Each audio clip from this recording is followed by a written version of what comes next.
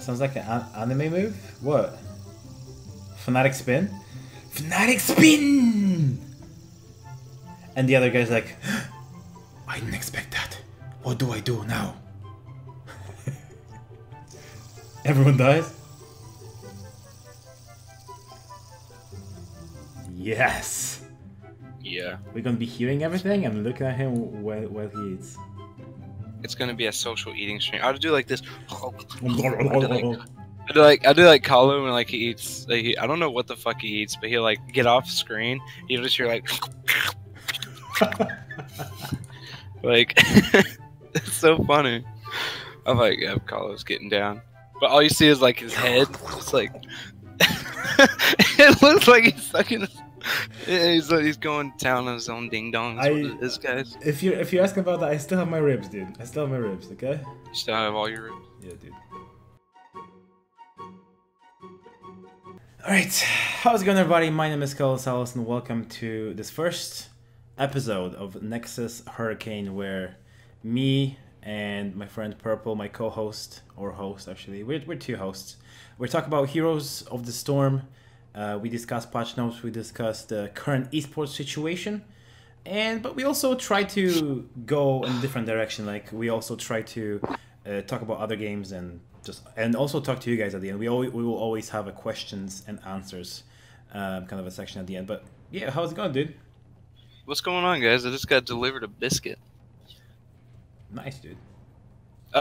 Yeah, what's up, guys? You know, what we plan on doing here is essentially getting not just me and Kalo thing, like not just a podcast for us, but a podcast for everyone, if that makes sense. So like, it's gonna be like a community here. At least that's you know our idea of it, is a full community here for everybody to you know, enjoy, and I'm really excited actually. Yeah. Me and Kalo did a podcast in the past, yeah, and it was pretty fun. I mean, it still went well. It just, you know, there was issues, not with the podcast, other things, but yeah. The biscuit looks crunchy, dude. It's not very crunchy. I don't know if I have it in frame. Hold on. Oh, you got the sick biscuit though. It's in frame? Yeah, it's in frame. It's a steak, egg, and cheese. Sick. Yeah, steak, egg, and cheese biscuit. It kind of looks like a McMuffin, dude. It looks like a muffin. No, it looks like a McMuffin, dude. Oh. God. All right. Okay. So intro time. What you've been doing, brother? And I mean, regarding Heroes and also maybe some other games, if over the last week, I guess. As you all know, everyone here, you know, my name is Purplegragon. I stream sometimes. It's a lot less here lately. I'm having issues on my computer and stuff like that, but I think I'm finally getting kinked out, and I'm gonna start trying to stream more regularly. But I stream Heroes of the Storm sometimes. Sometimes I stream Final Fantasy, Dark Souls, like whatever I feel like playing at the time. But you can find me on twitch.tv/Purplegragon. Yeah. And you can follow me on Twitter, twitter.com/PurpleGragonG. Yeah. Something like that. #sellout. But that's pretty much, like, I play Heroes of the Storm mostly. Get salty a lot. Yeah. And I suck D. God. That's it. No, that's it, man. That's me when I eat on stream. Jesus, I can't even. But yeah, I'm probably not gonna spend time on explaining who I am because it's going onto my channel. But I don't know, over the last week, I've got to Diamond 4 pretty much on Hero League. Tried to get hang of the new patch. I've actually tried Butchered yesterday, and the new Ragnar's just sounds really bad. And I also tried them, and he just I don't know. We're gonna talk about it when we will get into the patch notes. Yeah, I don't think New Rag is any better. Yeah, but other than that, it was a good week. It was a good week for my solo queue. When it comes to playing with others, it's been mixed. It's been like super mixed. For sure. Diamond 4 on Noob League. That's it, dude. #sellout. Yeah, but all the links and everything will be down in the description below. So if you want to check me or Purplegragon on any of those, you can do that. Right. So let me check the top. Let me change the topic, dude. No, this one. All right. So there we go. We're gonna move on. Take the hand from your mouth, Craig. We're gonna move on to patch notes, and let me switch the scene. Patch notes. Let me pull them up. Patch Notarinos is up. There we go. I'm on the Kolo? wrong side. There we go. Oh, there you are. Right. We're gonna let him take the bite. Take the hand from your mouth. I see you, doggo. There's a ghost behind the purple. Alright, so we all know that Garrosh has launched. What are your feelings about Garrosh? I know you haven't played him yet, right? You've only played against him. Yeah. And what are your feelings about him when playing against him? In certain situations, I think Garrosh is going to be like a stupid good solo tank. Yeah. But the problem that I feel is his reliable engage. Like, it's not super reliable, you know? Like how right now you have a Nubrak who has really good engage and escape. And has a pretty good health pool, too. Yeah. Like, Garrosh falls off late game pretty hard. Yeah. He's pretty much kind of like the Kerrigan of tanks. Yeah. Really good at first, but then falls off really hard late game. But from what I've seen from other people playing him, he seems really fun. And I think that he will have his place. I don't think we'll see him in competitive very often, if ever. Yeah. Not in his current form, at least. But yeah, I mean, overall, I think he's okay. Not great for competitive. Pretty good for quick match. Pretty good for unranked. Probably going to be pretty good for Hero League up to Diamond. Once you get past Diamond, I'd say he'll probably fall off a bit. But yeah, I think so far from what I'm seeing from Garrosh, he's pretty decent. I feel like the only bad thing that I see about him right now is what Purple said. His early game, like he just rules the early game, but then he falls off really bad in the late game. And I feel like he has a very strict path when it comes to talents in the late game. You have to go for the double armor, because if you don't, you just get wrecked by almost anything, by any burst or anything. So you have to go for the double up, I think it's called, at level 13, I believe. Mm-hmm. Let me actually pull up the game. And pulling up the game, you gross. So yeah, so at 13, I think you have to go double up. This basically increases the armor that you have from your trait by 100% for 3 seconds. So this gives you just a lot more tankiness. Like this can give you up to, in the real scenarios, it can give you up to about 80% of armor, which is pretty crazy. And then at 16, I think that Earthshaker just way too good. I think. I mean, sure, Mortal Combo will work, but I don't know. It just feels like you have to go for double up, and then you have to go for the Earthshaker, and then 20. I don't like the Titanic Mag because it comes too late.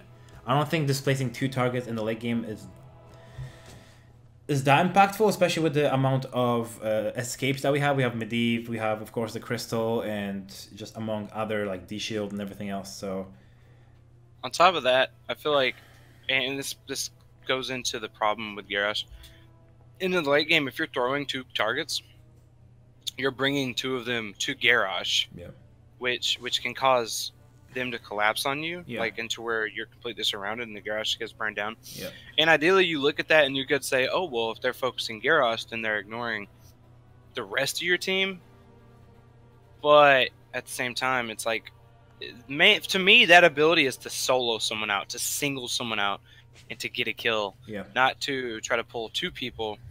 That's kind of like Chromie's Temporal Loop talent. Yeah, level 20, yep.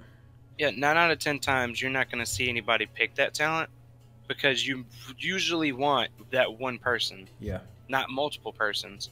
Now, of course, it has its place, and I think it will have its place, and I think it'll be fun. You know, kind of like shish kebab, right? Yeah. How shish kebab is, it can be used sometimes, but it's not normally the go-to talent. So yeah. that's my opinion on it. And Again, I haven't played Garrosh. Also, so. level 10 just seems like the decimate is just the way to go. Obviously, Warlord's Challenge sounds broken because in the right situations it is, but the amount of CC you can apply with decimate with the slows and also the damage because it's increased against heroes is actually pretty stupid. So I feel like the Warlords. Go ahead. And it has 3 charges on an 8-second cooldown. Yeah, each charge. It has 3. So it pretty much has 4 charges because there's a little delay between every single charge. So you will get the 4th charge by the time you are finished with using your 3 charges. Yeah, and the taunt is good, but 50-second cooldown for one. Secondly, it plays on to how squishy Garrosh is. If you have everybody around you, like let's say you have 5 people around you, boom, 5 people around you, you're taunting all of them, all of a sudden you're getting hit by 5 people. Now, it is auto attacks, so your armor helps with that, but it's still, to me, it's unnecessary damage where you could instead just get slowed. Like, you can just slow everybody. Yeah. So, I don't know. I think it'd be better off. Right, so let me just go back to the patch notes.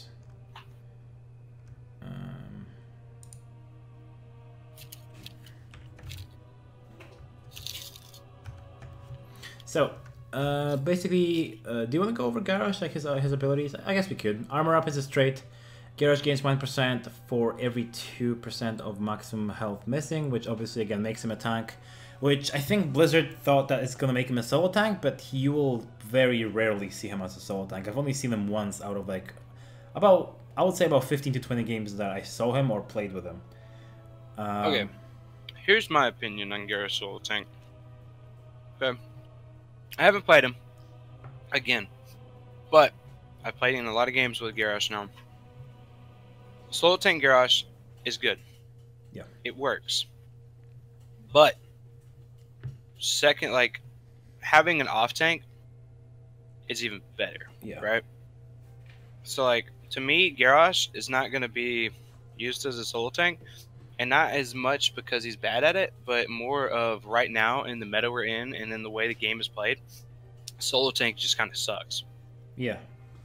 Because right now, the reason solo tank is so bad, you can literally get bursted in half a second, even as a tank now. Like, there's so much damage right now and so much blow up potential that solo tanks don't have a chance. Yeah. Even someone like Muradin, who has the highest health pool in the game when he's using his ultimate, I've seen, I've played against Muradins, or I've been the Muradin that just gets fucking deleted. Yeah. After popping Avatar. I think that's going to change. Huh? That's going to change now because, I mean, the main reason why that was the case is because of the Grayman bullet. The cursed bullet. I think that was the main reason why we saw so many blow-ups and actually, like, people running double tank, but now with the bullet out, I mean, I don't want to say out of the meta, but kind of on the same tier as Go for the Throat. I think we're gonna see more solo tanking, especially like if you watched the Western Clash and the Eastern Clash. There's been a few actually compositions where there was like a solo actually a Nubrak, and that was actually what Fnatic ran, I think, like once or twice, where Wooby wasn't Tassadar, and so they didn't have They didn't have the off tank player, so they just put Wooby on Tassadar, and there was the solo tank Anubarak, which everybody says it's so bad, but obviously they made it work because, well, they went undefeated. Spoiler alert. As far as competitive, I can see it working out. Yeah, I can see it working out just fine, because we're talking about, I'm gonna put this in quotations because some of the teams aren't quite there, but the best teams in the world, right? So, like, you have the best teams in the world. Yeah, they can run solo tank if it's, let's say that solo tanking gets better. But still in a quick match scenario, or not in a quick match, unranked draft, or in your everyday Hero League game, solo tank can get punished a lot easier than just drafting another tank, You're basically saying, okay, the person who's playing the tank basically needs to carry the entire team, because then you have two. Then you will, in theory, have 2 or even 3 carries or just damage dealers, and you're basically putting a job of, which I think is better done by 2 players. You basically put it in 1 person, and it's possible. It's definitely doable, but I don't think it's and I don't think it's optimal. But it's obviously it's hard to explain to certain people. But okay, let's move on. Let's talk about that afterwards. Groundbreaker deals damage to enemies in an area. Heroes hit on the outer edge are pulled towards Garrosh. That's basically the setup to his combo. Bloodthirst is his survivability. Deal damage to an enemy and heal for 10% of Garrosh's missing health. Healing is increased by 100 against heroes. Again, just really good for surviving, actually, when you pick up certain talents. In the late game, it's actually really good because you can pick up a talent which gives you 10% additional healing of your maximum health rather than your missing. Throw a nearby enemy hero. That's your Wrecking Ball, your E ability, minion, or mercenary. So you have to be really careful. There's no like prioritization to target location, dealing damage enemies near the impact and slowing them by 30% for 2.5 seconds. So Wrecking Ball. Okay, here's what I'm gonna tell you. What I think. I think that if he's ever played in competitive, I think we'll see a lot of him in open, by the way. I think open division, I think they'll play a lot of Garrosh. Because in the open division, there's not as much, synergy to the teams. And I think Garrosh should be able to pick that apart a lot easier, if that makes sense. But Wrecking Ball, dude, that talent straight up shuts some people down. Yeah. Like Cho'Gall, for instance. Oh my gosh. Yeah, we just played it like we just played it like on the stream, which is like a continuation of the stream we just had. This podcast is, and me and my boy Erez, we were playing Cho'Gall against a Garrosh, and he just a single displacement is just so good on a hero that has 2 heads. Of course, it doesn't get as much value when you're just throwing 1 person, but still, like this can easily secure your kill, and I think it is a better setup than Stitch's hook, and that's why I think again we might see him, not more than Stitch's, but I think we might see him actually because of his setup. It's pretty... like I'm saying, and we'll talk about the HCC stuff later, but. I think he'll see some play, just not a lot. All right, so Warlord's Challenge: silence nearby heroes and force them to attack Garrosh. Which basically means taunt them for 1.5 seconds, which is longer than Variance Taunt, and it can affect up to 5 people, but it's basically melee range. Like as long as they're... And it's on over twice the cooldown too. Yeah, it's 50 seconds, but it's 5 people. It's potentially you can do it on the entire team. But the thing is, they're still auto-attacking you, so... And how is that bad in the late game? Well, your survivability actually lacks. Unless you go for the combo of your ultimate into your D, which is the double up. Or if you just have Uther on you. Or, yeah, I guess if you have Uther on you. Uther makes Garrosh feel like a god, I feel like. But I think double support with Garrosh is going to be really good. Because you will have... Oh, I hate you, Kalu. You will have... I hate that. So cancerous. It is cancerous. I hate that meta as well. But when you think about it, when you have an overtime heal with Malfurion or Lucio, and you're also gonna have Uther in your team. Yeah, I agree. That's just gonna be ridiculous to deal with, and I agree. I'm actually super excited to see what they're gonna do with Garrosh, and I feel like he's gonna see a lot of play. Decimate is his second ultimate. Deal damage to nearby enemies and slow them for 30% for 1.5 seconds. Deal 100% more damage to heroes, and each hero hit reduces the cooldown by 1 second. That is nutty. I think his other ultimate, Decimate, is just... Okay, Blizzard does this a lot. Yeah. They make 2 ultimates for every hero, and I feel like every time one ultimate is either that's pretty good, or it's just that ultimate is fucking garbage. Yeah. And then they have the second ultimate's that's the ultimate. That's the one you go for. And I feel like in this case it's Decimate for the ultimate you go for, and Warlord's Challenge. It can work. The interesting thing is that when I first did my Theorycraft on stream, I said that the Warlord's Challenge was going to be OP. But then when I actually played him and I picked up Decimate, it was just a night and day between Warland's challenge was up once a team fight, whereas Decimate I could have just went in a team fight and just spam it, and it deals very respectable damage, and you mostly will do it for the level 20, which I think is really good. The level 20 upgrade, which will reduce the damage dealt by the enemies affected by Decimate by 20%. And also of course for the slow, because it's just great against certain heroes. So it's I want to say it's a little bit like what's the name, Earthquake. It's not of course it's not as big, but I think it has a pretty similar use. Yeah. Also with the cooldown reduction. I would agree. All right, so the battlegrounds, Hanamura has been temporarily removed from all game modes except custom games in order to undergo changes. Let's all say thank you. Yeah, let's all appreciate what Blizzard did here. Certain people are talking about Hanamura being worse right now than it was before the patch. I actually think it was better. I like that the actual payloads actually gave you a lot of XP. The camps weren't so broken with Bribe, but still Bribe was the best way to get them. Yeah, I mean the fact that they didn't change how many Bribe stacks you need for the support camp is it's pretty ridiculous. But I think they want to make Bribe meta on certain maps, and certain people say that's just trash, that talent should not be a thing, and other people are saying, yeah, that's fine. I mean, it's not meta on other maps, and I feel like having a map which is like very merc dependent, I think it's fine. I don't have any problem with it. I think the way they did the mercs, giving it a ton of XP and stuff, I think is really cool. And I think Bribe is fine on that map. I think if they want to balance it, the best way to balance it, personally, in my opinion, make support camps cost 2 Bribe stacks. Yeah, I think it's that simple. That simple. Because yeah, go ahead.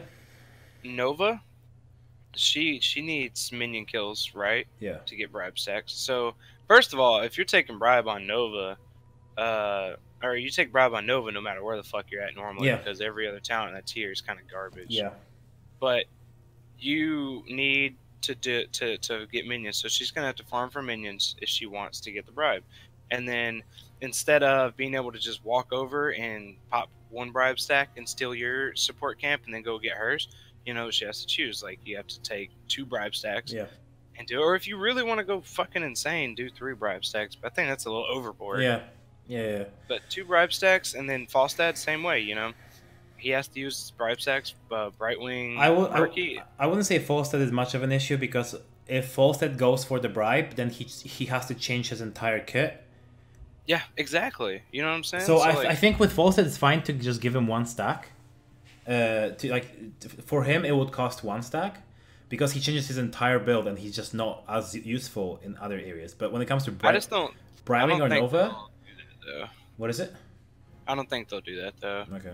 I don't think they'll make it to where individual heroes have to have separate amount of Bribe stacks, you know? Because like if they did that, then people would just start complaining. Oh, well, even though we complained about Bribe in the first place, now we're going to complain because why is Falstad's Bribe better than Brightwing's Bribe or Nova's Bribe? Because they, you know, Falstad only needs half of the requirement for at least that 1 camp, of course. But I don't know. Hanamura's gone. I'm glad, happy. Yeah. Fuck that map. Yeah, exactly. It was cancer. Right. Cursed Hollow.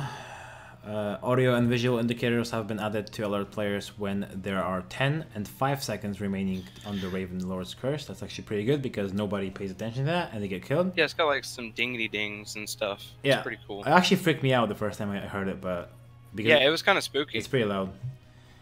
Right, the Dragonite changes actually came in the patch, in the Stukov patch, but they decided to include it in these patch notes because they missed them out before. It's basically a little bit more responsiveness, basically buff to the D-Knight. They felt like the D-Knight wasn't doing enough on the map, and I agree. I definitely think he's better now, and excited to see where. I mean, it's my favorite map, so. Is it really? Yeah, Dragon Knight's my favorite map. I'd say right now in this day and age, Infernal Shrines is still probably one of my faves. I think you said BOE. Is BOE and Infernal Shrines? Okay. I like the Diablo maps. Yeah. BOE, I just don't see BOE anymore. Battlefield of Eternity. It's played every single time when MVP Black plays. No, I'm talking about like me personally. Oh, because it wasn't. I don't get to play it wasn't in the rotation. It's all maps are in rotation now, right? Except for Hanamura. No, there's still 1, 2, 3, 4, 5, 6, 7, 8, 9. 9 maps, so there's 2 missing. Right? Really? Wait, Brax's Battlefield, Sky Temple, Cursed Hollow, Black Hearts. Yeah, there's no Infernal Shrines, and there's no and there's no Tomb of Spider Queen. What the fudge? Yeah, 2 of my favorite maps, but whatever, dude, whatever. Right, let's move on to the hero changes. Ragnaros, who I think received a short stick. Basically, what I think Blizzard is doing is they are unloading into his worse, like strictly worse build. Like they're trying to buff the W build, but they nerfed the Q build so much that, and the Q build is basically, it feels like an extension of Ragnaros what it should be, what he should be. Like without the Q build, he just feels so squishy and so vulnerable because he doesn't have the, first of all, the bigger health regen. He doesn't have the armor on the activatable. He doesn't get the better healing. He doesn't get more damage, which of course will also equal in bigger healing. And I feel like the 50% on level 4, by the way, 50% armor, the magic armor, the ability, the spell shield, is just not enough to justify a W build still. Even though I mean it's your only choice now. But the thing about that so is weird it's so funny. Even if you go Q build, people still pick up the spell armor at level 4. Like they still pick up spell armor just for the spell armor. They don't care about the W build. You know, it's like, okay. Here's my opinion on Rag right now. I think that, okay, we all remember Rag's initial release. It was busted. Yeah. He was broken. Him being able to turn into towers, extended games so long. His Q build was busted because it did way too much damage, did way too much healing. Then his W build was pretty good, but just it didn't hold up to the Q build, you know? Yeah. And now I feel like they're giving him increment changes to try to appease to people who are wanting Rag buffs, and I think they're ultimately moving towards a rework for Ragnaros. I don't know, because I don't think they're gonna rework too much, but something needs to be done with him. Like he needs to be changed. This is basically, and I don't know why. This is basically a little rework because they give him a little bit, like, few new talents. But anyway, let's just dive into it. We have a damage reduction on his Living Meteor by 4, which is less than 5%. Each time an enemy is hit by Living Meteor, the additional 3% for subsequent hits. Anyway, Blast Wave cooldown reduced from 10 to 9, so your E becomes better because it's on less of a cooldown, but it's still the same ability. Right, so his level 1 Shifting Meteor has additional functionality. Each time an enemy is hit by Living Meteor, they take additional 3% from subsequent hits by the same meteor. So it's kind of a corruption from Gul'dan, which when people walk into subsequent hits of a certain ability, they're going to take more damage, which is nice. I would love to see this base. Yeah, see, that's where I'm talking, like, as far as reworks. Yeah. Like, I think there's certain abilities that he needs to have baseline. But I think that one would be cool. But, like, other abilities, like his what is that shit at level 4 that you can get? The globe talent? Yeah, the one when you can activate to get resistant, basically. 25% armor. If they put that baseline, like he has that in his kit, kind of like Zol has a shield, right? Yeah. And then maybe they increase the globes that you need by like 5, so he needs 20 globes instead of 15 to make it a little bit harder to get. Yeah. But you don't have to spec into it anymore. So I think that would be good for him because he's supposed to be a melee assassin, but he feels so freaking squishy unless you go for the Q build as a melee assassin. The only and reason... even now, if you go for Q build, it's so bad that you still feel like just squishy as hell. Yeah, exactly. So I don't know. The only reason why you pick him now is to control the map and against like magic damage, against ability damage, heavy comps, because of the level 4, which you're pretty much forced into because the only viable build right now is the W build. Yeah. I don't know. But okay, the Engulfing Flame was changed to E talent. No longer grants cooldown reduction on Blast Wave, which I guess is a nerf. Now also increases the damage of Blast Wave by 75%. So you can actually get 2 damage buffs on your E. Because there's also a talent later on that will give you more damage per hero hit. But okay, level 7 Superheated was removed. I don't remember what that did. I don't know either. I think it was the E talent. New talent, blistering attacks. That's actually what I like. I always thought that an auto attack rag would be pretty cool to play, and we are getting kind of into that. Which every 10 seconds, your next basic attack deals 60% more damage. It's the executioner on drugs basically. Yeah. Enemies hit by your basic abilities reduces this cooldown by 1 second. So again, this synergizes very heavily with your W build. I guess with your Q as well, but with your W much more, because if you stack your level 1 talent, you have much more of your W rolling on the ground and actually potentially dealing damage and reducing your cooldown here. So again, they're just pushing for the W build. They want to phase out Q build by giving it nerfs and giving buffs to other ones, which I don't like at all. Q build was the best build. I liked Q build. I used to be able to get stacked in like 3 minutes. Yeah, it was crazy. I actually started to play Rag after he received the heavy nerfs and he dropped to like 40-something% at the beginning. I started to love them. Okay, Molten Power. Damage bonus increased from 15% to 20% per enemy hero hit. So this is the actual E talent. Again, more on W build. That's E. That's W. Molten Power? Yeah, that's E. No, that's W, dude. I have to check that actually.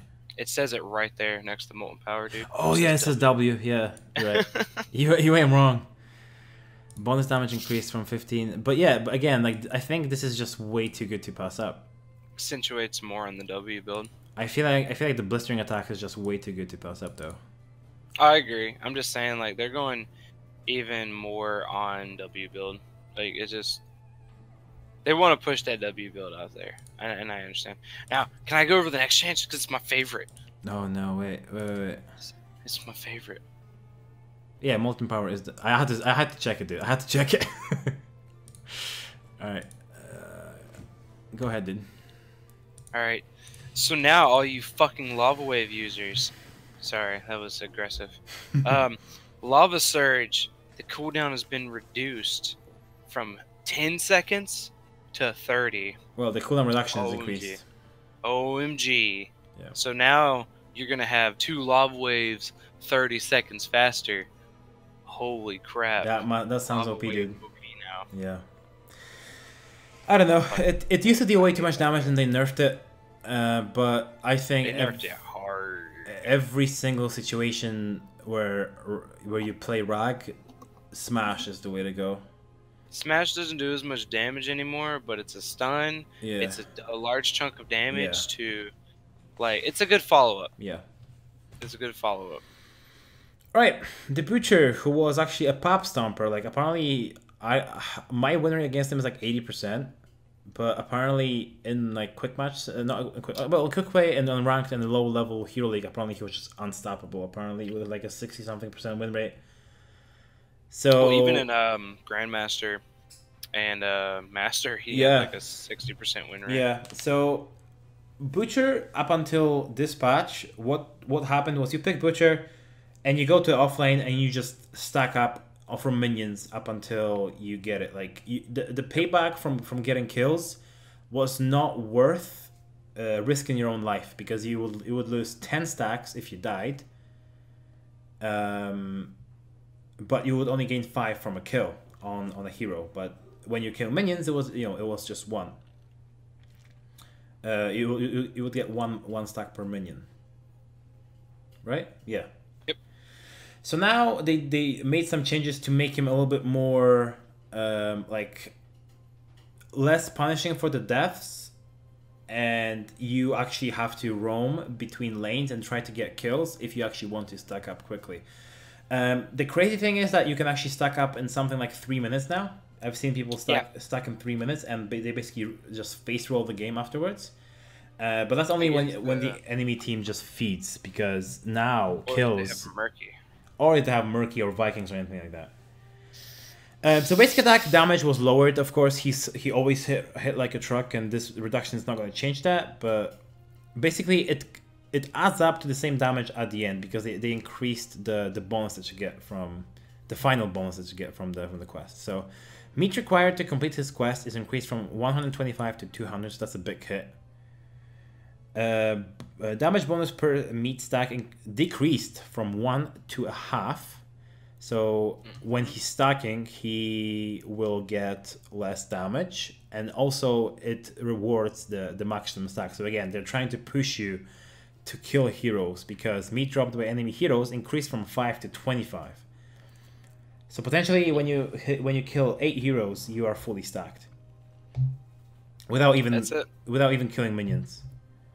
And you don't even have to kill them; you just have to be close enough where they died. Yeah. So. Yeah. Bonus damage on quest completion increased from 100 to 125. So again, that damage does actually matter once the quest is completed. Enemy heroes continue to drop meat, giving the butcher 5 permanent basic attack damage per meat collected. So they basically worked in a worse version of Abattoir, which was the only talent on level 1, into his basic kit. So I think this is an overall good change, because it is gonna... Yeah, I don't want to say buff, but I think it's a good change, because it's going to stop people from AFKing in the lane up until like level 12 or 13. Yeah. And it's going to put them more out there. But also, they're adding a lot more build variety by just removing one talent and basically working it into his basic kit. Word. So yeah, I agree. I definitely like it. I definitely like this change. I played him a little bit, and when you stack it in like 4 or 5 minutes, he's just broken. You just face roll at the end of the game. But when the enemy team is actually careful and they're not giving you any kills, you have to stack on minions. You will finish this by, I want to say level 16, 17, 18, something like that. And you have to be basically in lane almost every single lane, every single wave. We'll put it like this, man. Like, if you're playing against the butcher and you're worried about him, just play safe. Just play safe. Yeah. Play safe till 10. Play safe till 10. Once you hit 10, engage and keep killing butcher and make sure you never get stacked. Yeah. Also, he's a good gank target, because of course he will lose his stacks when you kill him.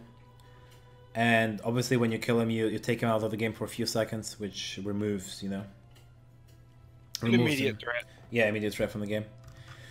Probius, Workers' Rush can no longer be activated while the Workers' Rush buff is active, so it's just a quality of life, so you can't double activate it in the Host of the Storm.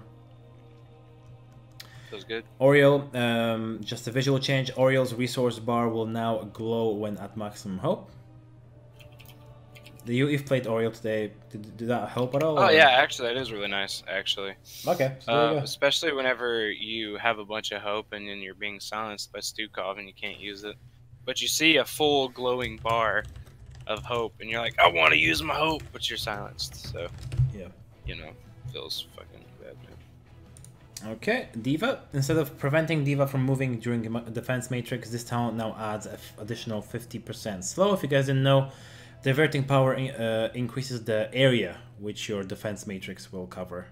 So, but this used to basically root her in place, whereas now you can this basically puts her, like, she couldn't move while she was channeling this, and so now so that's actually a big buff, and I think this could be the way to go now. I've not played Diva. Diva is kind of in a trash tier right now. It feels bad though. I haven't played her since she came out, and I really didn't care for her. And also, quality of life to Sonya change. The time required after activation before the ability can be cancelled has been increased from a half second to 1 second. So there won't. This should help prevent accidental cancellations. Yep. honestly, really good. A lot of skins added. We're not gonna go over the skins. You guys can check those yourself. A lot of skins and a lot of bug fixes, including the Nazeebo bug fix where he couldn't stack on when he last hit minions with his auto attack. And Genji can actually extract himself now, dude. Hold on, wait, what? Sylvanas can no longer cast possession on units spawned by bosses on Warhead.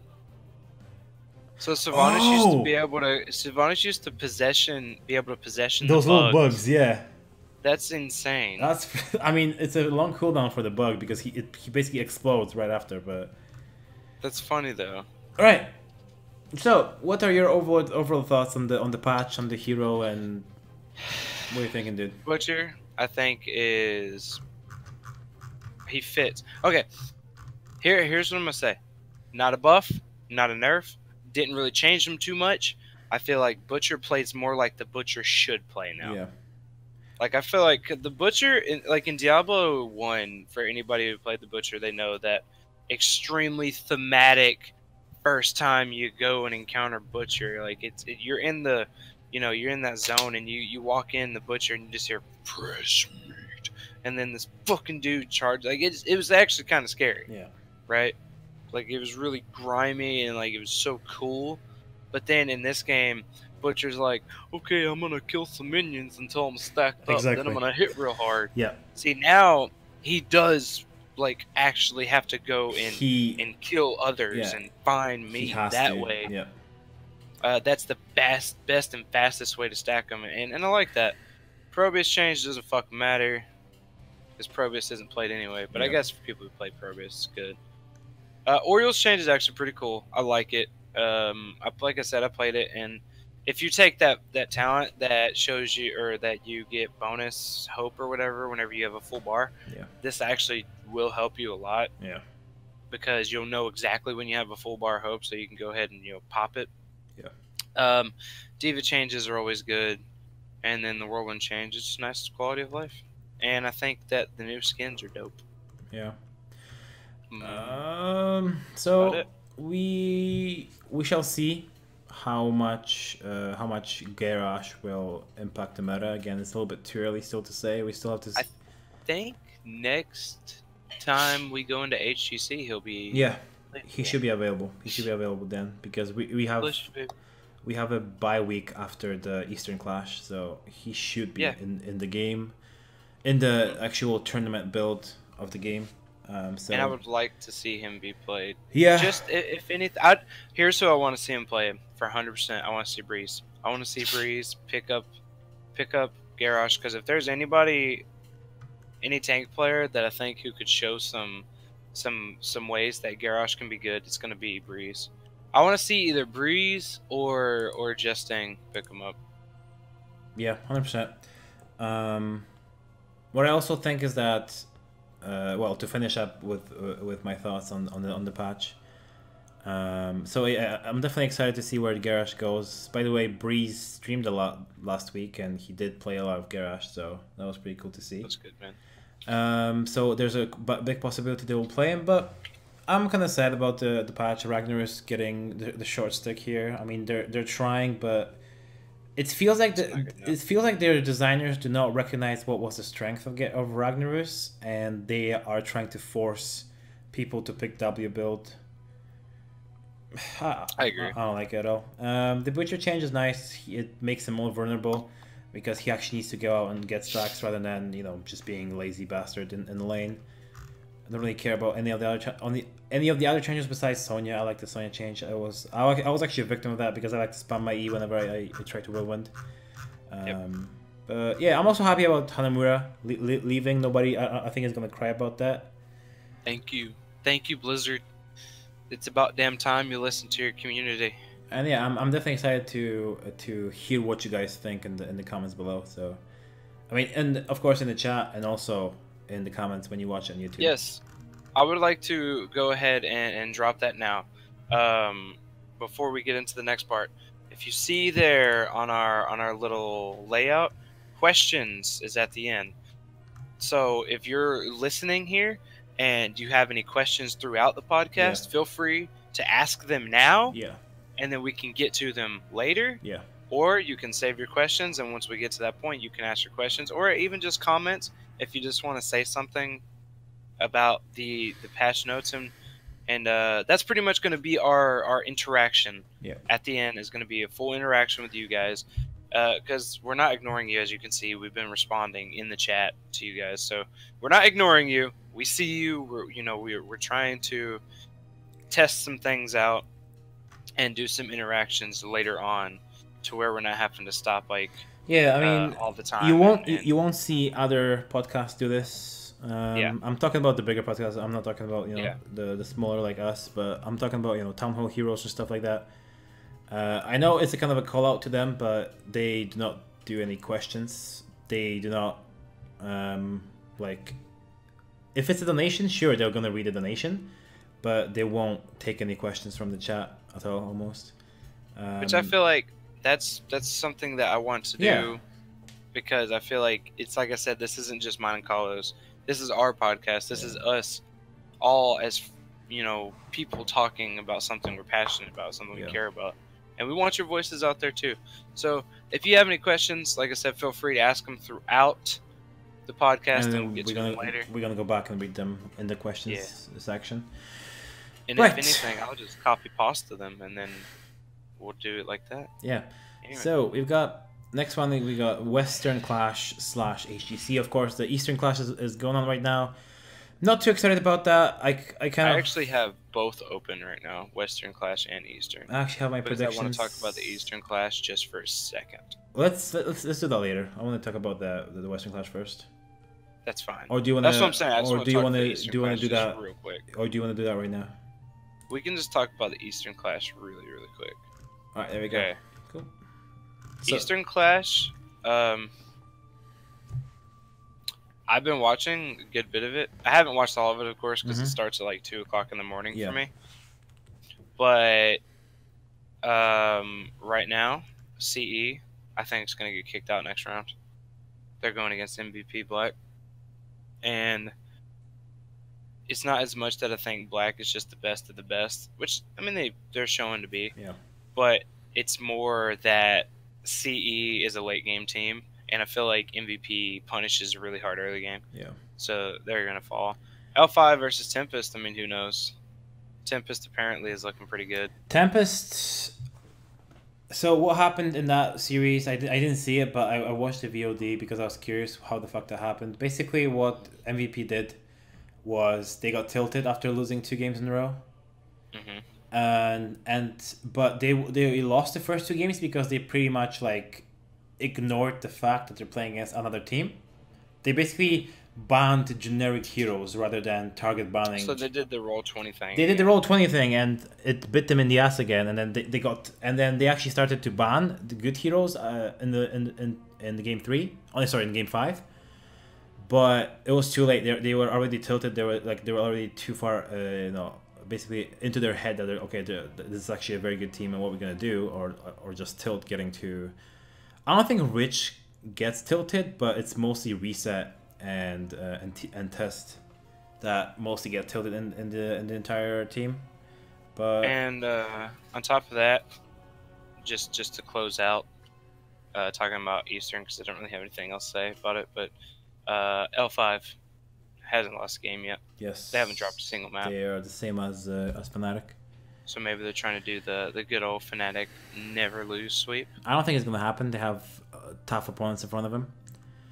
I agree. It looks like it's gonna be so. Basically, if you guys didn't see, so MVP Black beat Deadly Kittens and then they lost to Tempest. Tempest being now in the semi-final of the entire tournament actually against L5. So I think we're gonna see a rematch of MVP Black and Tempest. Think so? Yeah. So think L5's gonna drop here? No, I think L5 is not gonna drop a game against Tempest, but they will drop a game against Black. I think that's gonna be the final. Black versus the L5, and I think I'm putting my money on Black. I feel like they have what it takes. They just need to stop tilting, because that was the main reason. Like you would see people playing fucking terrible after you saw a lost fight or a lost objective, even though just stupid mistakes like that. I feel like Black has always been the emotional type of team. to Yeah. tell. Yeah. But yeah, it looks fine. I've not watched too many. I think L5's got it, man. I'm on the L5 hype train. Cool. All right. Anyway, and on to Western class. That's more interesting. Mm-hmm. We know more about these ding dongs than the Asian guys. So, again, if you guys haven't seen the VODs or anything like that, this is a spoiler. Spoilers. But I don't really care, guys. I mean, it's been a few weeks, and yeah, Fnatic won the entire thing. They didn't drop a single map, even though they played against the best teams like Team Liquid, Team Expert. I'm not gonna mention Red Canids. They didn't play against Red Can. They played against Canids, Expert, Liquid. That's it. Yeah. They didn't play against NA at all. And instead of sucking Fnatic's dick, we'll save that for later. What? And they showed up. They didn't do great. They showed up though. Compared to the last tournament, they showed up. Like the last Western Clash, they got kicked out super early. Yeah. This time, Team Freedom could have won. Well, not the whole tournament, but they could have won against Liquid. Yes, 100%. They took 2 maps off of Liquid. Yeah. There has not been a single NA team to take 2 maps off of an EU team. No, actually, I take that back because I think Roll20 did during the midseason. Anyway, either way, the Team Freedom is a team that was like number fucking 6 last season. Yeah. And now they're number 1 in North America, I think. Who? Team Freedom? Yeah. Yes. Or no, they're number 2. GFE is number 1. Oh, okay. So they anyway, Team Freedom, they showed up. I think that Gale Force did decent. They had a pretty decent showing, but the fact that they went 3-2 against Tempo shows you that they still have a way to go, and I think that Tempo Storm just sucks. As I said on Twitter, NA is a promising region that might show up on BlizzCon, but I don't have too much faith in them. From the looks of things, you can see just how EU destroys them. I guess Liquid was a 3-2, but again, I think what Cure brings to Team Freedom is completely different than what any other NA team plays. Like they have a much different like strategies than other teams in NA, and you will Team Expert also 3-1 went 3-1 with Gale Force. Gale Force. Gale Force. So they did pick up. That's what I'm saying though. Is like you look at all the teams, the NA teams. Normally it's just 2-0s, 2-0s, 3-0s, 3-0s. This time, I mean, excluding Tempo Storm, because again, it's fucking Tempo. You got a 3-1 here. You got a fucking, a 3-2. You got a 3-1. So like, I mean, they took maps off of the EU teams, which means they're getting somewhere. Yeah, and it's promising for the BlizzCon, but I'm not expecting too much because I'm a hater. I think we're gonna have a top 3 NA team. Like, I think one of the NA teams is going to be top 3 in BlizzCon. I don't think so. I'm calling it now. I don't know who. I think BlizzCon, it's going to be Roll20. It's going to be Team Freedom if they keep playing the way they're playing. And I think Gale Force. Can we do that at the end, though? Can we do the expectations at the end? Oh, okay. We'll say that. I'm just saying, man. Yeah, I know. I'm excited from again. I want to keep the predictions to the end. I actually want to do predictions for the next phase. Oh, okay. Yeah, cool. Basically EU still on top. Again, some of the series were close, but again, Fnatic winning it without losing a single map to EU or LATAM. I gotta say, honestly, when it comes to that, Fnatic should have lost 1 game. But Expert, I think, is their lack of experience. Yeah. The first game in the semifinal. Yeah, they threw that game. They tilted after that. Yeah, and then I think after that, they just looked up and they were like, how the fuck did we lose that game? Yeah. And they were too stuck in their previous series. But they still beat Team Liquid, right? Like they just they're straight up 3-0. They dominated the entire series. Like Team Liquid is falling. I think that they are the same as Tempo. Like Tempo is okay when it comes to. Dude, I was gonna say that. I forgot to make that comparison earlier. Yeah. Yeah. That. When they are like really good, when it comes to like just playing over, over the connection. But when it comes to LAN, dude, Team Liquid is just sucking right now. Like they are the worst, like definitely the worst team that came to the Clash. I don't think they deserve to be in the Clash. I don't know. I might be a hater of Liquid, but I just don't like those boys. No, Dig should have made it. Yeah, like Dig 100%. really fucked up. I don't know. Like honestly, it kind of sucks. It kind of sucks. I hate saying this, but if you want to see some good games, look at Fnatic versus Dig every time. Yeah. Every time there's such good games, because Dignitas is a world class team, Fnatic is a world class team, and then you have I think that people said it the best. It doesn't feel like EU versus NA anymore. It doesn't feel like EU versus Korea anymore. It feels like Fnatic, everybody else now. Yeah.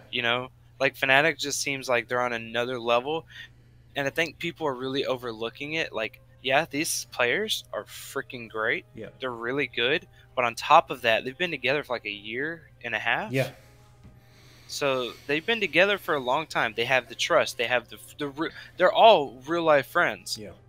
Like they all hang out and they have that trust, and they've been playing together for so long. Like me and Kalo, like a lot of times you'll see me feed or Kalo feed because we've trusted each other. Yeah. Right? Like we're like, dude, I know you had my back. Or like we'll stay in a situation because we know that we got each other and we've been playing with each other that long that we know how that goes. And in Fnatic's the same way. But then you got teams like Team Expert or who's the other ones? Like Team Freedom, Gale Force. Team Freedom, Gale Force. Yeah, basically they're changing. Go ahead. Changing their rosters up and not getting super used to everybody they have. Yeah. Gale Force, I guess, is different because they did have the same roster for quite a while. But I mean, they made a Equinox swap with Crowan, so. Equinox definitely. Crowan, and Equinox. That was a good swap. I think that was a good swap. I gotta say for sure that Crowan didn't. I said this to Kalo before, and I'll say it now. Is I think that Crowan leaving wasn't as much as like them saying, "Crowan, you were the problem." I think it was more like we need a tank player. King Calf is like one of the only available tank players right now, but he won't come unless K1 comes. Yes. So they had to sacrifice somebody else other than just Equinox. Yeah. To get King Calf. Yeah. But overall, I think it was good for them. Yeah. And Crowan, I think they'll be in HGC next year. Yeah. Hell, I think Hold It Down is going to make it to the Crucible and win. They're playing pretty well. If you guys didn't know, Hold It Down is the team where Crowan plays, McIntyre, Arthalon coming back. He used to play for Cloud9 back in the day. We got also Ishbu and what's the other guy? I don't remember the other guys. Whatever. But yeah, they're fuck that guy. They're coming through the open division, and they might be appearing in the Crucible at the end of the season, which is they're number 3 right now. Yeah. In open. Well, they are the newest addition to open because they just went in and they destroyed like the best teams. They didn't play the first week. That's why they're number 3 still. I think they played second week, third week, and fourth week, and they haven't played first week. But I think the last 2 weeks, at least, they did win first place. Right. So, predictions for the Phase 2. Oh, man, that's getting into spicy stuff. Let me go into standings. So, let's go over NA first. NA low? NA low. Okay, second. Okay. My predictions. Noventic, probably going to stay in HGC. I hate it, but I think they're going to. I'm not. No, I don't think so. You don't think so? No. You think they're just going to give up? They're terrible. You think they're going to give up? I mean, they did the same thing last time, though, and they pulled out the 4-1. Or no, 4-2. Was it 4-2? 4-2? I think Donkeys R Us and Held It Down. I believe they have what it takes to defeat even then Death or Naventek. Especially Hold It Down. Even in Death is going down. Like they're not gonna stay. They started in HGC, to play a little better. they started to play a little better like towards the end because obviously the experience coming in, right? They were just they were getting bullied, just bodied the entire thing, and then at the end they have shown the sparks. You know, they started to go for the ballsy plays. They started to go for the invades, for setups and stuff. But again, it's just not enough. I think both teams in the NA are going down. I mean I could see that. Yeah, I could see that for sure. I think Held It Down will definitely come in. Donkey's R Us probably. I don't know, man. It's just Inventing. They always, I don't know how, but every time they can look like complete shit, and then somehow they still bring it in to at least stay and keep making that free money. What about top 4? Superstars don't matter. They're gonna stay where they're at. If not, they're gonna get kicked in the. I would like to see Superstars get kicked into the Crucible instead of Even in Death, but. Poor Yoda. I felt so bad for Yoda. He's such a good player and on such a shitty team. No Tomorrow. I feel like they're gonna stay where they're at. They're gonna be a mid-tier team still. They're better because they were the Crucible team, right? No, I'm saying they're gonna be a mid-tier team now. Like they are better for sure than they were last season. But I think they're still gonna stay a mid-tier team. There's just the top 4 is pretty much gonna be where it is right now. Like the top 4. Roll20, Team Freedom, Tempo, Gale Force. The only difference that we might see Tempo Storm fall, and I doubt it, because when it comes to the internet events, like the regular games, they win. Yeah, they win a lot. Yeah. But whenever they get down to, lands, they just suck dick. But I think Blizzcon, we'll see Gale Force. We'll see Team Freedom. We'll see Roll20. I think Roll20 got the break that they needed because they went to the Western Clash last time and then went straight into doing games again. Went to mid-season brawl again. They went straight back to playing games again. And now they got the break to where they got to really take a look at themselves. Take a look at themselves, see what's going on. Yeah. And practice more, and I think that they're going to do much better this half. I hope so. They are my favorite team, and the little run they had was not the best. They won the Bloodlust. Yeah, they did win Bloodlust, and then Tempo. Oh, that shit was so fucking funny. Can we? Oh man, that was. Hold on, let me pull the tweet up. Okay, so. For those of you, if you don't watch Bloodlust or you don't know what Bloodlust is, it's a tournament ran by Jake, Solid Jake, Dunk Train, and Zoya. And this year, Roll20 won the whole event. I think Gale Force was second place, so they got some compensation. But then after they lost, Tempo Storm tweeted out, I think it was Fury, who tweeted out that they didn't too bad while trying to hold drafts, right? They were trying to hide drafts for the Western, and then Gale Force pretty much said the same thing. They were trying to hold drafts, and then they go to the Western Clash, and then their drafts look exactly the same. Yeah. And then Prismat tweeted out, said, "Man, sure glad that Tempo Storm held them drafts in Bloodlust, because I've never seen them drafts before." Yeah. Talking about the Western Clash, and then he said, "I made just as much as they did sitting at home because they made nothing." Pretty much. Pretty much. It was so 100% true. Like most teams are just so full of bullshit. The only team who held shit back was Fnatic, but that was back in the mid-season brawl. Yeah. Yeah, they had one composition and nobody else. Okay, two composition with the Samuro as well. They had the Samuro on BOE, and they also had the Chen Oriole on what's the name? Chinorial on the Sky Temple, where they had a 1% drama. Yeah, I think it was funny. Yeah, that Tempo and Gale Force try to go to that excuse, like, we were holding drafts, that's why we lost. Sure. Roll20 is just a better team. Yeah, I genuinely think they are. I think Roll20 won those games because they had no pressure. So it was like an off event that, okay, we're going to make some extra money. If we don't, we don't. If we do, sure, we're going to do it. And I think that's why. But with no pressure, they were just like unstoppable. I'm still calling Roll20. They only dropped one map that entire series or thing. By the way, they dropped one map because Glaurung played Chen. Lol. That was why they lost. Like Glaurung even took responsibility for that game. He said that was my first time playing Chen in a while. Yeah. That's why we lost. Like straight up. Yeah. But to just go back to my predictions, I think Gale Force is going to get better. And I don't really like Gale Force that much, but like it's okay. I like them as a team, and I liked them more before because I like Crowan, but I don't really care for Udall that much, and I don't really care for K1. But as a team, they are looking good, and I think having Fan back on where he needs to be is good. Yeah. Having Udall not on these ranged carries is good. Putting him on melees is a good idea. Because he switched to shot calling. He's shot calling besides Fan now. Yeah.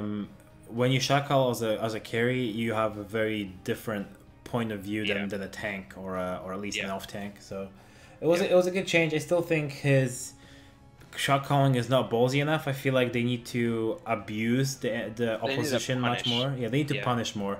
I think main reason in the right now why Tempo is struggling and honestly they're too passive. They're just too passive. They win a fight and then nothing happens, or they just take a fort where a keep could have been taken, or for example they do not trade an objective for threatening a fort or something like that. You know.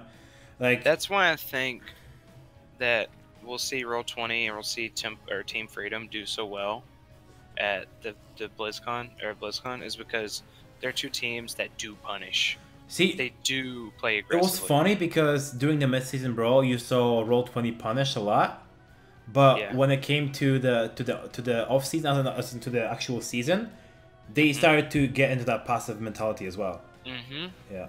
I have no idea how, because they could have won so many fucking games because I've watched them. I stayed up late and I watched them, but whatever. So going from 1 to 4, what are your predictions? With the standings right now, currently, Gale Force Roll20. It's gonna go Gale Force Roll20, Team Freedom, Tempo. And then the rest will probably stay around the same. I don't want to make predictions about the rest because it's so unpredictable. Superstars could potentially drop to the Crucible, which I'm actually super excited about. I really hate that Yoda got pushed to that team. Dude. Yes, 100%. Yoda is such a good team, or such a good player. He's such a good team. He's such a good team. He's just carrying that team. For me, there's a big if Roll20 will sort their shit out, which basically means that they're gonna be more aggressive like they were in mid-season brawl. I do see them coming up top. So I would say Roll20, Gale Force, Freedom, and Tempo. Okay. So you think they're gonna take #1 spot? As long as they start playing like they did in the mid-season brawl, like they took a game of MVP Black. Which no, they didn't take a game off MVP Black. They 22-0'd with kills on MVP Black. Exactly. So as long as they played that with that playstyle, that aggressive, and we're gonna see some more nice stuff from them, as in like new, innovative stuff that actually works, then we are definitely. I'm predicting we're gonna see them level 1. Roll20, their first week back since week 5. That'll be their first week back in 1, 2, 3, 4 a month. Yeah. And they're going to play against Team Freedom on Friday, and then they're going to be playing against Tempo Storm on that Saturday. So I think we will be able to judge the season for Roll20 after the Team Freedom game.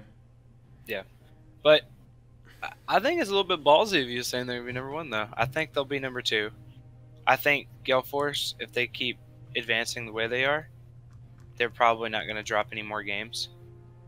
Maybe they'll drop a game to Roll20, but I don't think they'll drop to anybody else, like a game. Okay. So I stick with what I said. Gale Force, Roll20, Team Freedom, and Tempo. I do not want to see Tempo go to BlizzCon. I'm sorry. Yeah, me neither. I don't like these boys. I held it out for them. I held it out for them in Western. I hoped that something would happen. I hoped they would make something happen, but they do the same thing every time. They go to the event, they don't do anything but lose, and that's it. Yep. Right. All right, on to the good stuff. Moving on to Europe. When it comes to the last 4 teams, I am expecting Team Good Guys to get knocked out. I was expecting actually more from them than I did from Zealots, but Zealots' Mopsio, who is actually a Polish player, who I used to talk to back in the day, he's a tank player. He improved a lot, and as soon as he improved, his engages, his disengages, his just overall map awareness, they started to win games, and they are sitting at 3 and 4, which I'm actually super happy about. So, personally, I actually expected more from them, like Zealots, than Team Good Guys. I didn't. Just because I used to watch a lot of like the old, like competitive was really awkward back then. Yeah. Like because there wasn't no real big events other than BlizzCon. Yeah. So I used to watch a lot of the smaller tournaments, and Grand Paqueta and Mopsio and Zarmany have been around for quite a while. And I've seen all of them players separately in other different teams and stuff, and I think Grand Paqueta is just really good. Zarmany's pretty good, and Mopsio, you're totally right about Mopsio. He's gotten a lot better. Of course, I don't know him personally you did. He was receiving a lot of shit, including me, on Twitter because he was playing terrible. For the their first I think 5 series, they lost four of them. And then I mean they had a pretty tough lineup because they had Fnatic, they had the expert and Dig. But after that they didn't drop a single game.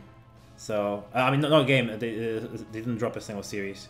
So they actually surprised me. I was expecting Team Good Guys to be the better Crucible team because of course they have the BKB and some other guys coming back again with vengeance from the past, including some new guys. But they surprised me. Team Good Guys is not doing that. Actually being below Playing Ducks. Playing Ducks, by the way, too. They were number 4 last year, right? No, they were number 5. Not only that, but you got Chris on that team. It's supposed to be like one of the best players in Europe. Yeah, and I think he is doing okay. But when you watch his stream, you will see that he tilts quite a lot. So I think he is one of the reasons why they are losing so much, because he is one of these players who will close himself when he tilts. And he won't play as well. But yeah, so my prediction, I think Team Good Guys, we're gonna see them go out. I think we're gonna see them in the Crucible. I think Leftovers, who's by the way looking super strong, they are number 1 in the open division. No idea. I have watched those guys. I do not know any of them. We can actually look at their roster. Can we look at their roster? No, we can't. No. Rip. You can probably go to that other website, Gosu or whatever. The Master League. Leftovers Hots team. Okay, while you find that, yeah. So yeah, I will see Team Good Guys probably going down. I think Playing Decks will stay. I think they got definitely judging by the series from against Fnatic when they 3-1 them or 3-0. Or was it 3-1? I think. Playing Decks 3-1 Fnatic, by the way, in the last series. So that was kind of that was warring before the Western Clash, but still, Fnatic picked it up. I remember that one. That was funny. So I remember hearing about that. Do you have the roster? Yeah, it looks like Lober? No, I don't know him. Linked. D-Buy? Blakinty? Or Black... Oh, I'm about to fucking send you this shit. Yeah, send me These names are crazy. Discord? Yeah. Alright. And Potty Boss. That's the only one I could say. Right, Potty Boss. Where are they? I believe this is him. This Leftovers Europe, so it's got to be them. Lober, Linked, Davey, Błękitny I Potty Boss. Oh, they're a Polish team, dude. I've never heard of them before. No, I've never heard of them either. I heard of the Błękitny guy. He is a Polish player, and he played the game for a while now. But any of them, yeah, Lauber, I think he's like German or something. But that's the website, by the way, that you Gamers, go to see like all the Open Division teams. Yeah, so these three guys are Polish because I can see by the names, and then the two in the front are from somewhere. Cool to see, and a bunch of new faces. I've only seen one player from here. The rest is kind of like, but I've seen some of the games. I've seen some of the VODs, and they dominate the Open Division in Europe right now. They have 405 points, which is 100 more than any other team, including NA. Yeah, that's good. They have not dropped a single series, and they only dropped like a couple of maps during all of their games. So they're looking really good, and I think that Team Good Guys is gonna fall to them because. And if I was left over to, I would pick Team Good Guys all day, because playing that.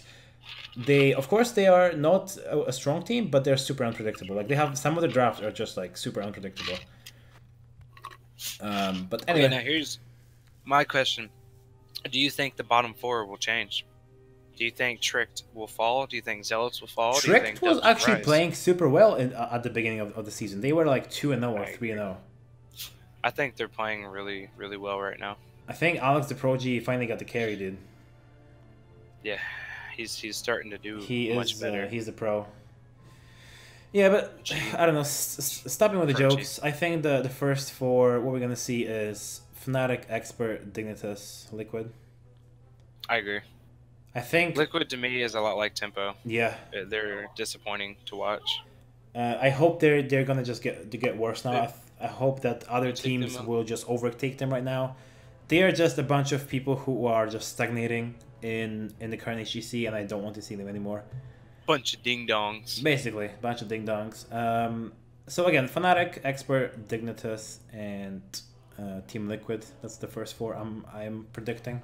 Fuck that. No, I'm changing up predictions. Fnatic, Expert, Dignitas, Zealots. Come at me. Come at me, team. Liquid's falling. They're going to the bottom Considering that Zealots lost against Liquid and Trick Esports. Kolo, shut up. I don't know. We shall see. I'm trying to spice it up. We shall see. I think, legitimately though, I do think that Tricked will take Liquid out of the top four. Cool. Real talk though. Cool. I think Tricked will rise. I don't think they'll get top three. Because Dignitas, in my opinion, is just a better team overall. Yeah, but I think Dignitas is gonna pick it up in this one. I think they're going back to JPL shot calling. Yeah, I think that they're in the same spot Roll20 is right now. Well, actually, they're almost in the exact same spot. Hold on, because they're 14 and 12. Yeah. Roll20 is 16 and 11. So they're in the better spot. So the Roll is in the better spot right now. Yeah, but they're essentially in the same spot right now when it comes to wins and losses. They're 4 and 3. Fourth place. They're 4 and 3. They didn't do so hot after mid-season, even though they had a really good showing. So, but I think this half, Dignitas will. Yeah, they had a plenty of time. Basically, what Dignitas said after the mid-season brawl, they had zero time basically to prepare anything new or even to rest or anything like that. So that's how Roll20 was too. Yeah, JPL actually wrote a tweet long that he is actually happy they're not going to Western Clash because they will have time to restart, to rest, and I think they're gonna make a strong statement. I'm kind of on the edge who's going to be number 2. I want to say Team Expert because I'm very faithful in their players, but I do believe it's going to... I'm going to say Team Expert for now, but we're going to see how Team Dignitas will do. I do believe... I actually really like Team Expert. Yeah. I love their place. They're just... With them, you don't know what you're going to find. Duck's going to fuck everyone. But, yeah, I agree. Glaron kind of said the same thing. You know, he was at Western, of course, because he was the analyst, and he did a good job, by the way. He's pretty good. Yeah. But he kind of said the same thing. He even got put on blast I think by Caldor. Yeah. During the Western, and he was like, yeah, you know, me and my team were kind of happy that we didn't go. Of course, we want to compete, but it gives us time to reset. It gives us time to, you know, work on us more, because between the Western or the midseason and the actual season, they had literally like 2 days. Yeah. Once they landed back in the Yeah. U.S., they had 2 days before they had to play. So it wasn't, you know, on Blizzard, I understand why they did it, because they have to fit everything in for BlizzCon, but it was kind of sloppy. Yeah. And I hope that that doesn't happen again. Of course, it doesn't affect all teams, because, I mean, look at Fnatic, but, you know, some well, they also, wait, wasn't season also in Sweden? Yeah. So they didn't really have travel time. Yeah, so they didn't really have travel time, so. Pretty much, yeah. Yeah, I think it'll be just you know, right before we drop this. I think it'll be Fnatic, Expert, Dignitas, Tricked, and then I think for North America it'll be Gale Force, Roll20, Team Freedom, and then Tempo. So that's my predictions for next half. We're gonna start to close the show down. It's been a long time, but have you been playing any other games, or do you have your eyes on any other games? I got one game, and you're already gonna know. That game is called Life. No. One game in particular that I'm 100% super stoked about. I'm actually taking days off of work, to play it. Next month, I'm taking a vacation day for, I think, September 5th. And I'm swapping a day with somebody to get off for, like, September 4th. How old is Purple? We'll save that for questions. Anyway. Yeah, questions at the end. And it's Destiny, man. Destiny 2. Yep. My buddy's gonna come over for 5 days. He's gonna hang out at my house, and we're gonna play. We're gonna play Destiny 2. We played Destiny 1 together like that. Yeah. You know, we went to the midnight release together. We're gonna do the same thing with Destiny 2. So pretty excited. Yeah, that's pretty much, honestly, for me. That's really it for this year. I don't think there's anything else coming out this year. Oh no, Mario Odyssey. I'm sorry, for the Switch. Yeah, that game looks pretty hyped too. Okay, you guys see what kind of game season 2? Like Mario and shit. No, I was actually teasing to play Destiny 2, but I came up with like a lot of people who are playing the beta were saying that it's the same game as I mean, it's not 100% the same, but when it comes to the actual game, the actual like solo play as well, that's mostly what I did in Destiny 1, and I just got bored, and I feel that's going to be the reason why I'm not going to pick it up at release. I'm going to wait for the initial price drops, which actually might be a while, knowing the publisher, which is Activision, right? Yeah. Yeah. But yeah, I'm just gonna give the game time to season a little bit. I'm gonna give you my full impressions of the beta. Oh, yeah, 100%. I'm expecting Purple to also stream that shit. So, as a longtime player of Destiny, I played it for over 1,500 hours. I played a lot of Destiny 1. I finished every bit of content there is to finish. I've done, you know, all of the PvE stuff. I've done all the PvP stuff. And Destiny 2 has massive improvements. The gameplay, although it's more or less the same, it didn't need to be changed. Yeah. It was good before, and it's just more polished now. Mm-hmm. The UI looks a lot better. The controls feel a lot smoother, especially now that we're sitting at 60 frames a second instead of 30. That's really, really good. There's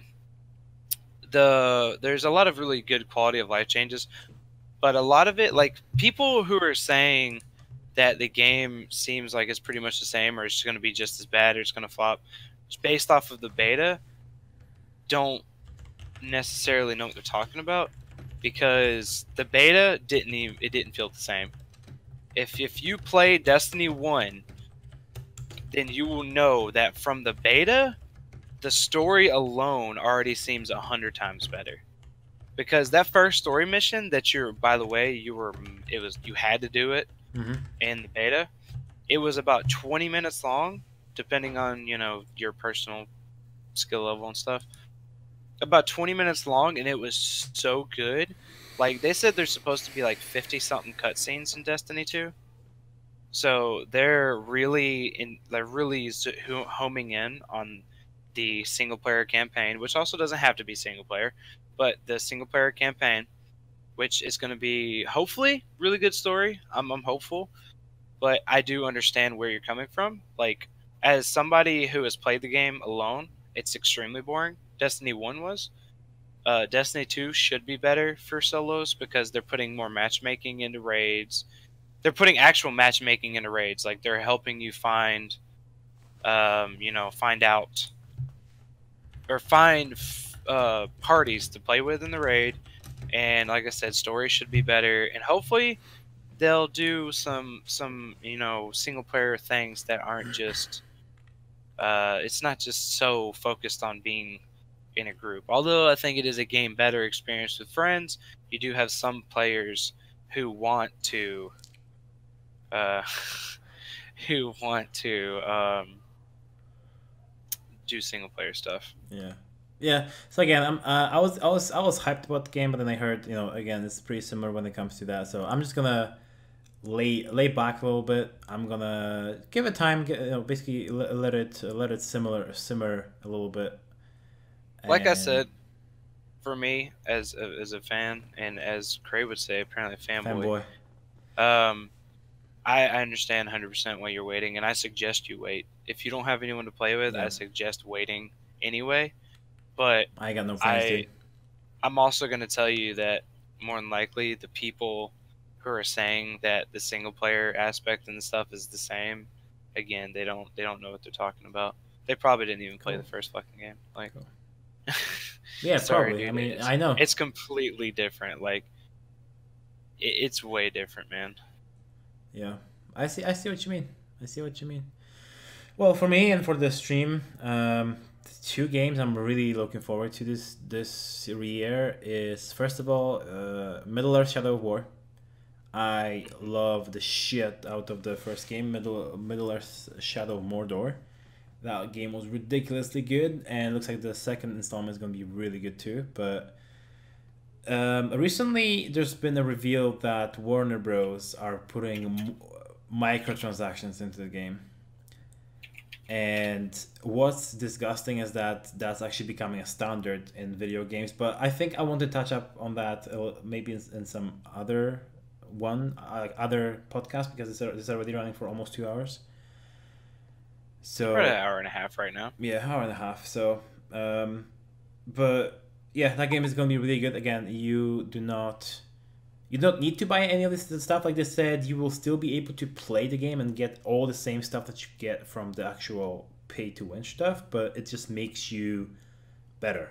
As in, like it makes you get stuff faster. Basically, the same as Ubisoft did with Assassin's Creed. You can get different stuff faster if you pay for it. And there's another game. Sorry. And you go ahead, though. And the second game is Assassin's Creed Origins.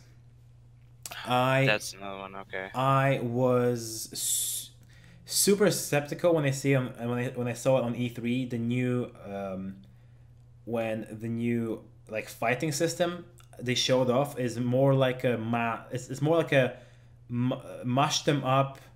It's like mash buttons kind of Dark Souls. Kind of a fighting system. And it looks pretty good. It looks pretty good. Mash button in Dark Souls, lol. Yeah, I want to say it's a little bit more. I'm not saying that actually how it works in Dark Souls, but I'm saying it's a more of a mashy version. It's a little bit more forgiving version of what Dark Souls has. And I think that my opinion of Origins, of course, comes from just what I've seen. Yeah. Is that it's actually a much more complicated combat system than it used to be. Which is cool. Which is good.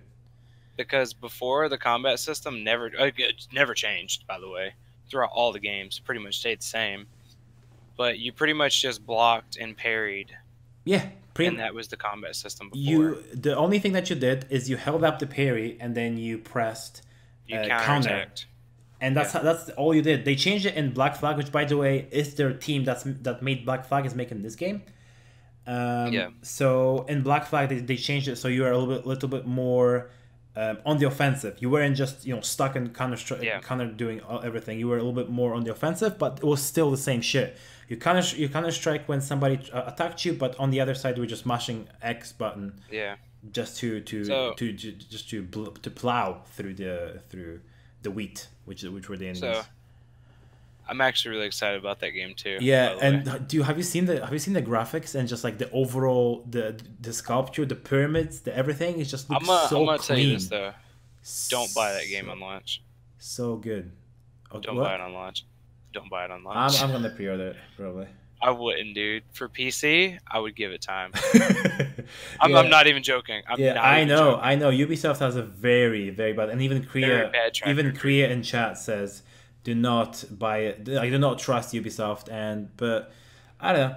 I'm gonna buy it for PS4, so I'm getting it. You're safe. You're safe, pretty much, right? Because it has to be like well optimized. So I forgot about that game. That is a game that I'm actually pretty hyped about too. Yeah.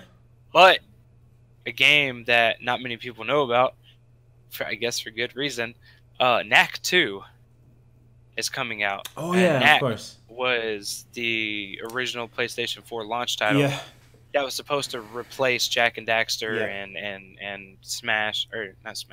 Crash Bandicoot, but it didn't exactly take off because it was kind of bad. But it was really fun. Like, me and my wife played it together, and I forgot all about this game, but we're actually super hyped about this game, Knack 2. It's got better two-player than it did before, and I played the first me one. and my wife love playing that game together. Yeah.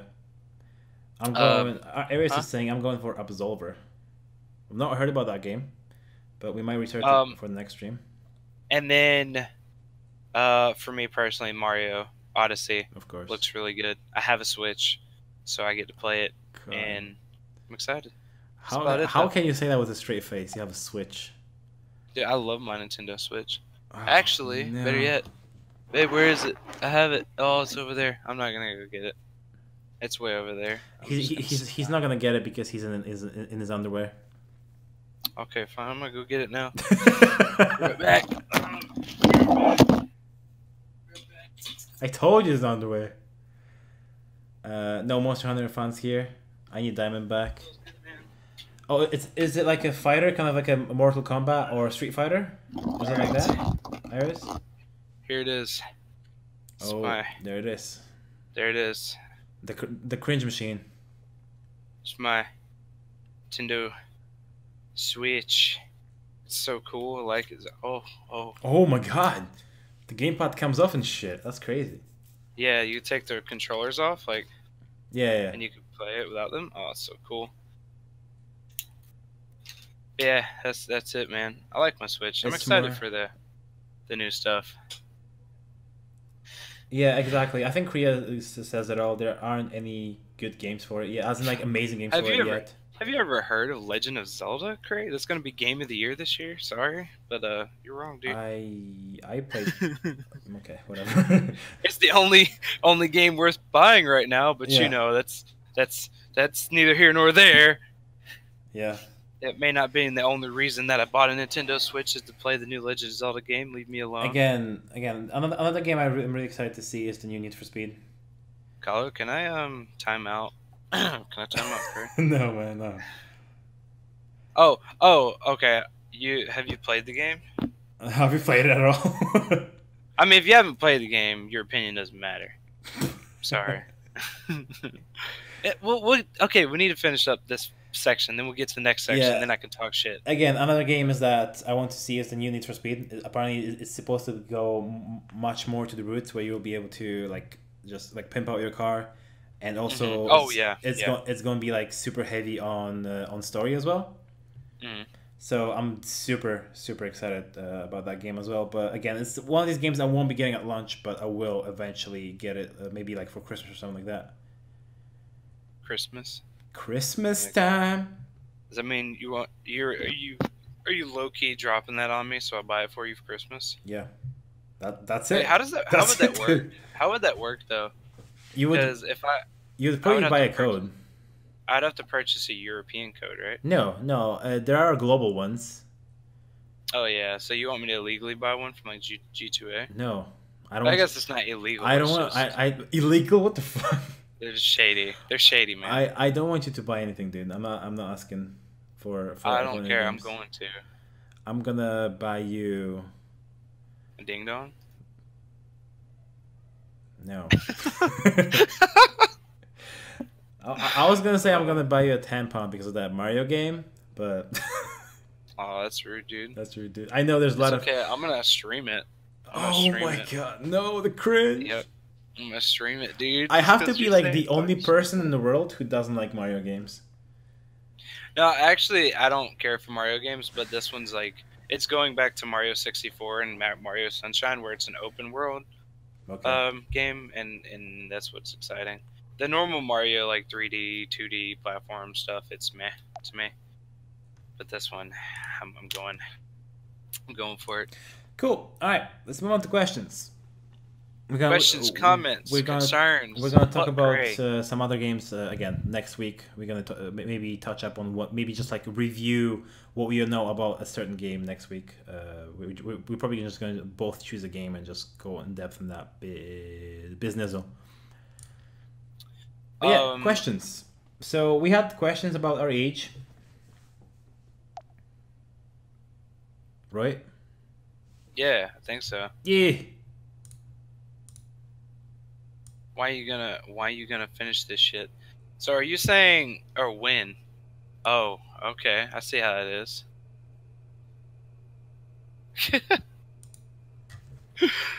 Carl, you gotta answer the question. Cole, Dude. is it true you're a ding dong? What do you mean you're a ding dong? That's not actually grammatically. That's the wrong. Your. Yeah. Cole, is it true you're a ding dong? Well, actually, I'm not a ding dong. But if you want to be one, you. Oh God, that's abusive. Shut the fuck up, Carl. You Polish. Damn, son. Damn you you! can't teach Americans. Damn you, Nazi! I'm American, and I'm telling him he's wrong. Damn Korea, you Nazi! Oh no, we're going in on our Twitter. Whatever. Yeah. Basically, if you guys join my Discord, which by the way is still not public, but I'm gonna make public soon, you can actually become a ding dong. When you just join it, and when you're just like a private, you basically get rank of a ding dong. It's not a bad rank because it's like a beginning of a brotherhood that we have here. But yeah, so I'm not a ding dong. I'm actually the. That's what you need to. I'm a king of ding dongs. It needs to be your new, like, when people follow you, you need to be like, instead of, I don't know what you say now, brother. but I used to do like Boys. the Panda Army. Yeah. You used to say, "Welcome to the Ding Dong Army," just like that. That's actually not a bad idea, dude. Cole, you need to rank armored up ding dong. That's yeah, dude. I'm gonna do one of the 25 armored ding. That's gonna be one of the ranks on Discord. Anyway, we had questions about our age. So Purple is like 39 right now. I am 32. Thank you. 32? No. 32, dude. Is it I okay? hate people that use army. Is it? Okay? You don't have to be. Is it because you're German? But yeah, 32. There you go, Cray. No, I think you swapped the numbers, dude. Nah, man, 32. Okay, let's leave it as that. What? Liar. Shut up. Liar. He lies. But anyway, I'm 24. I'm old, an man. old ass motherfucker, dude. I'm 23. Nein, das ist kein nicht korrekt. PewDiePie 2K14. Dude, PewDiePie is like Swedish, right? Hey, the only thing I understood out of that was PewDiePie. Feels good, man. Feels ignorant, man. Or when are you gonna carry Kalo as Garrosh? Dude, whenever Garrosh gets good, Garrosh needs to get good first. What about Mafia 3? I'm gonna keep playing it on my off days. I might play it tomorrow even. I'm not sure. But again, When is Purple. the 8th through Ziggurat end? Purple's here tomorrow, so and then he works on Monday, so I might just use that time to play some more heroes and then maybe start with Mafia on like Monday. Kala's gonna make a new Tassadar guide. When's the next guide coming out? When is the A through Z series gonna end? It's gonna end probably like in 2 years or something with the current pace of the videos. Yeah, in 2020. 2020, dude. Incoming soon. But no, the next guide is going to be Oriel, and I'm planning to record it either tonight or tomorrow, and then so it's probably going to be going up on Monday. Or he's gonna do a Tassadar video soon. Am I? I mean, yeah. Tia is far away. Remember that you were like that your last Tassadar video was a year ago? No one gives a shit, dude. Dude. What are your plans with your YouTube? I'm basically planning to keep making guides for heroes. Maybe try to be a little bit more creative with my guides. So maybe do like some for new players, as in about map awareness, about how to get better. But I'm also wanting to do some playthroughs. Again, I'm waiting for suggestions about games that I could play through for you guys. Yeah, where can we get up to date with your streams and shit, like announcements and shit? The best way is to follow me on Twitch and look out for announcements. Like they have their new feed, which actually fits my style because I feed. Feeder. But yeah, the feed. Yeah, and also Twitter. I also post some stuff on Twitter. I'll just subscribe on YouTube whenever I will, and also click out the notification by email, and you will basically be notified whenever I upload any videos. For sure. And then just keep coming back to the stream, dude. You have some questions. Thank you so much, Kriya. When are you guys gonna get good? 2022. How about this? We'll get good whenever you know how to play the game, Aries. Boom. Bam. Boom. Wrecked. Boom, son. We're gonna get good when you teach us how to get good, but you have to get good first. Are you gonna do Cho'Gall guide? That's actually one thing that I've not done yet, and it's hard to do because I don't know. Whenever Purple's here, and he's up for it, I'm not up for it, and then when I'm up for it, he's not up for it, or he's just not here. So it's mainly because when I'm here, it's like fucking 1 a.m. for you. Yeah, and basically he's like the only person that I know will be able to do it with me pretty consistently. So, all right, you take the next one. What's your favorite host character? Oh, what advice can you give upcoming streamers? Which one am I answering? There's fucking 4 questions. Favorite game right now besides HOTS? Okay, favorite game besides HOTS? Life. Next question. Okay, next question. What advice can you give to upcoming streamers? Just be consistent. Keep doing what you're doing. I am upcoming streamer. Next question. No, basically just keep doing what you're doing. Just do it consistently. Have a time. It doesn't matter if it's an hour, 2-3 hours a day. Do it as much as you can. Try to keep it every single day, like I'm doing right now. Basically, taking a single day off every week, but have fun. Yeah, and have fun with what you're doing. You can't stream something that you don't have fun with. Okay, we're gonna finish it here. What's your favorite HOTS character? Favorite HOTS character overall, probably Leoric. The Haka. Mine's probably Leoric. Why do you have a Fnatic Pride shirt and a fidget spinner? Because he's a fucking ding dong. I'm a Fnatic fanboy.